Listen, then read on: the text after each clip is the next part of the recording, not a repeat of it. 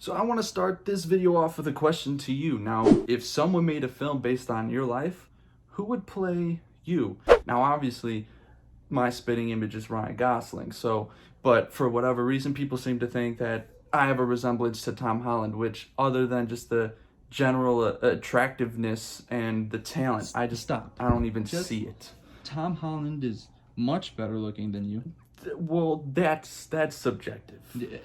He's more talented than you. He's funnier than you. He's nicer to be around. How would you even know that? He's just a better person. Every minute of every week, every moment he is alive, he is better. I mean, he's literally Spider-Man. Literally, he's Spider-Man. That was a bit harsh, but I mean, like I said, anyway, I'm the spitting image of Ryan Gosling, so I don't even care.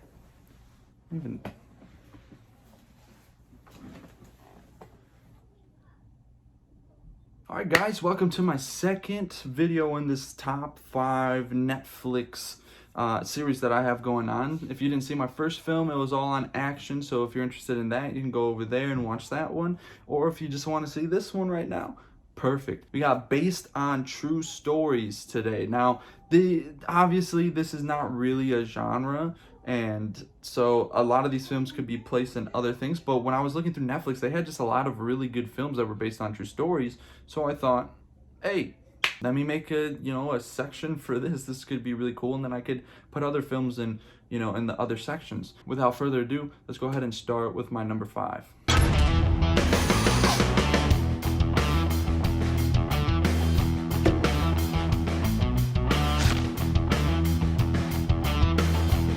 You have tested positive for HIV.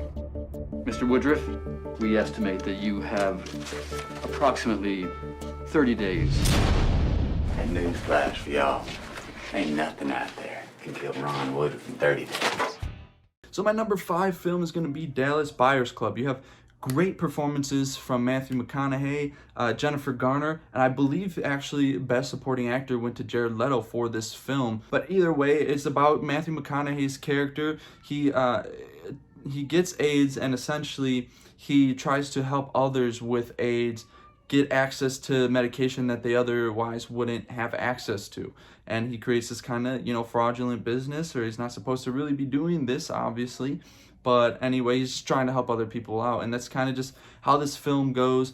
And there's just a lot of drama in here, obviously. And a lot of these based on true stories, you're going to find heavy drama. But this one just is packed, jam-packed with really good performances. I don't think this is one that would be for, like, everyone. But to those, I mean, it was nominated. There's 6 Academy Award nominations for it. So obviously, if you're that kind of person where you normally like critically acclaimed films and everything like that, I think this might be like right in the sweet spot for you. You and me, we both have this dream. Yeah, I guess we do. That we'll be famous. We'll show them. Watch out, here we come.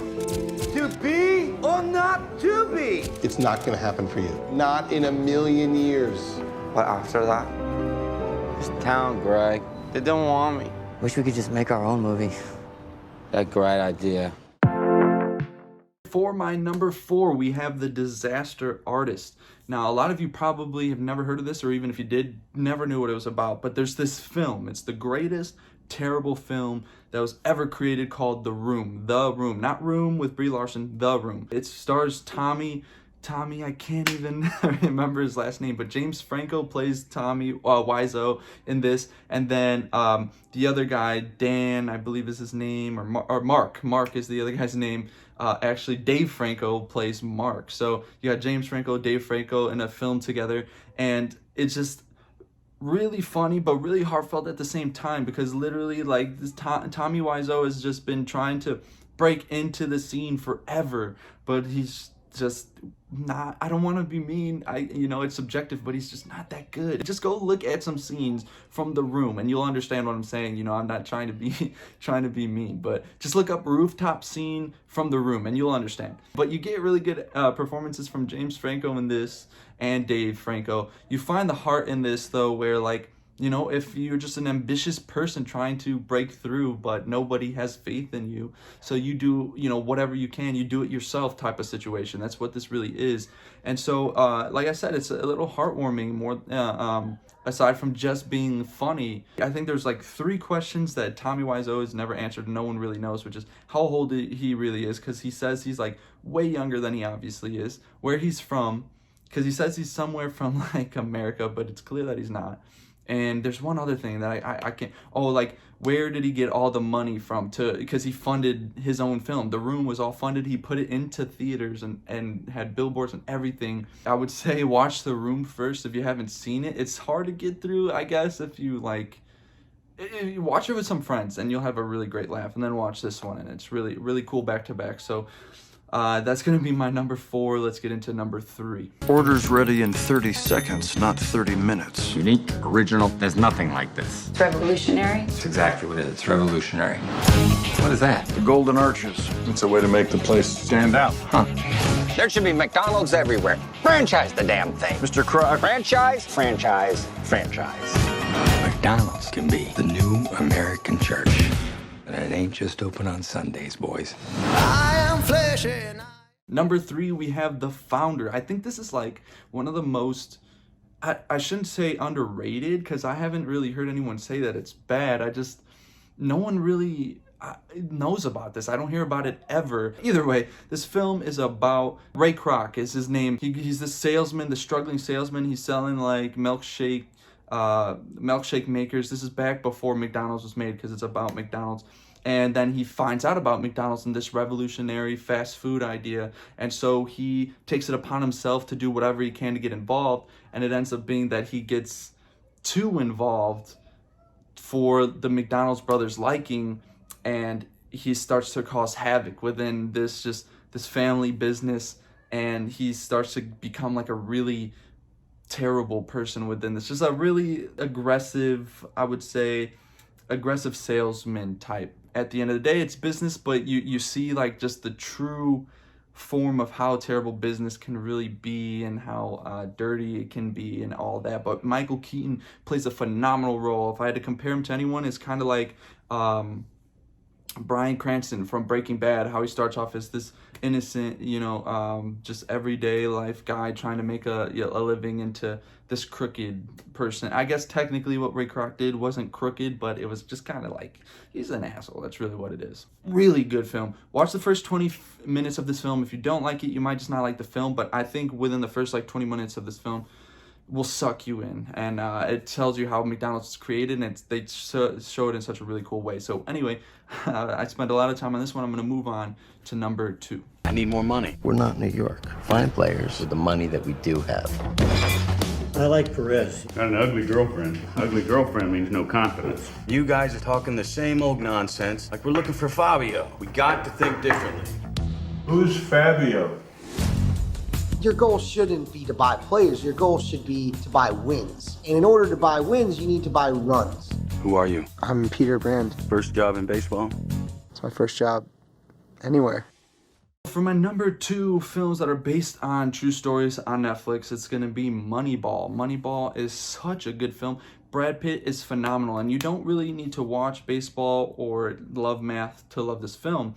But what it is back in like 2001, I want to say, 2000 and 2002, the A's are trying to come back from losing 3 of their star players, but they're a low budget team, so they just simply can't pay for superstar players. So Jonah Hill comes in. He's this economics guy who's created the system in his mind as to how to find good players at low budgets, and that's what Brad Pitt hires him. And they go on this journey of hiring low budget players that are great and that help the team, and they make their way all the way to the playoffs. And I'm not going to say past that what happens, but it's just really, really cool. It's like one of those where it was smart films that don't make you feel dumb. They just help you along the way. You just get intrigued by it because of the way the writing is. The writing is just spectacular. And again, you just get sucked into the math of all of it. And then Brad Pitt just gives an incredible subtle performance where he has these moments of emotion that you capture. He's this obviously very closed off person, but you get, like I said, moments of him just really breaking through, and it's just very strong. It's a very strong performance. So if not for anything else, I would watch it for Brad Pitt's performance. And with that, we're gonna move on to our number 1 film. Do you think your paper has the resources to take that on? I do. Do you? The Boston priests molested kids in 6 different parishes over the last 30 years. The church found out about it and did nothing. We haven't committed any long-term investigative resources to the case. No, we haven't. And that's the kind of thing your team would do. Spotlight? Guys, listen. Everybody's gonna be interested in this. So number 1 and based on true stories is going to be Spotlight. This is, I guess for some it could be tough to watch, especially if you're very religious, you know. I am Christian, but it's just, this investigative film is just so incredible, where it follows, you got Mark Ruffalo, Rachel McAdams, Michael Keaton is on this one again. Basically, they work for the Boston Globe in a section called Spotlight. It's an investigative journalist team for the newspaper. A new editor comes in and essentially tells them that he wants them to stop everything that they're doing and focus on this case of molestation within the church. Boston's like very religious city, so some people are kind of against it, some people are for it.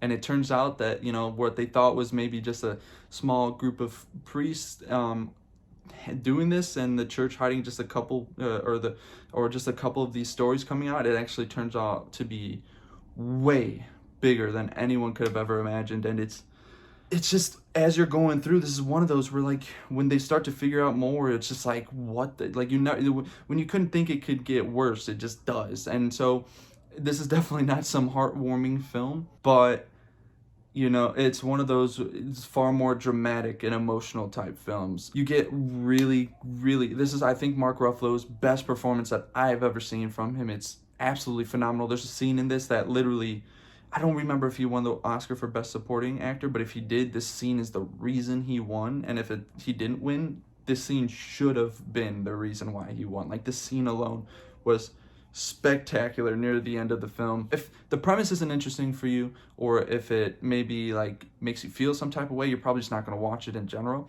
But if you don't feel that way, you have to watch this film. This is one of my favorite films of all time. I watch it all the time. I watch it multiple times every year. It's just spectacular. Please go see it if you haven't. But that's going to conclude my top 5 for based on true story films. I'm sorry, I know my monitor's turned off. I hope that wasn't a distraction. If you like the series so far, go ahead and smash the like button, notifications on, like this video, get notified when I come out with my other genres. So if you're more of a comedy person or romance person, I'll have those up as well. Just go ahead and get ready for those. I hope you enjoyed this video, and if you missed the action genre, the top 5 that I did on Netflix, go ahead and check that out. It'll probably actually pop up over here somewhere. And with that being said, I hope you guys have a great day. Great rest of your day.